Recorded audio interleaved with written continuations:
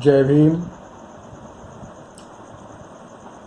दुनिया में बहुत सारे धर्म संस्थापक हुए हैं, परंतु उन सारे धर्म संस्थापकों में 4 ऐसे हुए हैं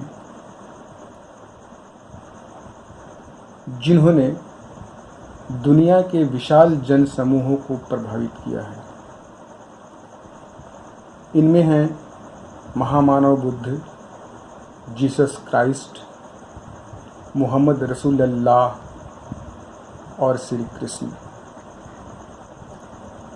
जीसस क्राइस्ट स्वयं को परमेश्वर का पुत्र मानते हैं। उनका कहना यह है कि मैं परमेश्वर का पुत्र हूँ, इसलिए जो कोई भी ईश्वर के साम्राज्य में, परमेश्वर के साम्राज्य में प्रवेश करना चाहता है, उसको मुझे परमेश्वर के पुत्र की मान्यता देनी होगी।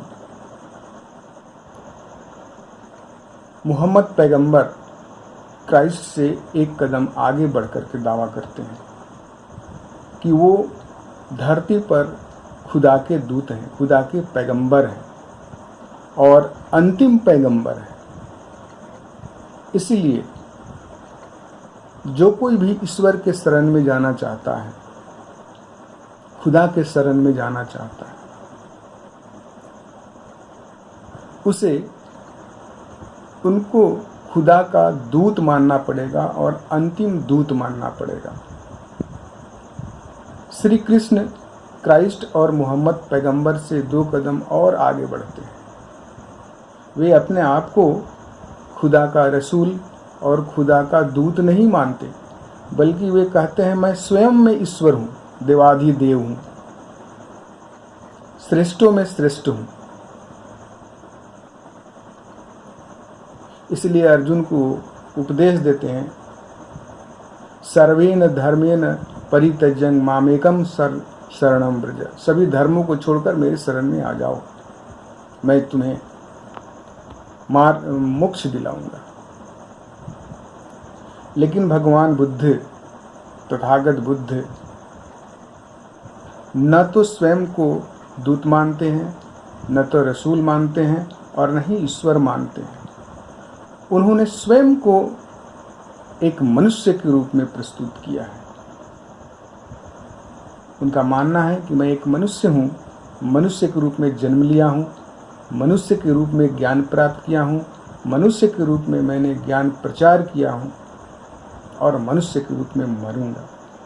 इसलिए बुद्ध कभी भी अपने आप को ईश्वर का दूत घोषित नहीं किया और न ही ईश्वर घोषित किया।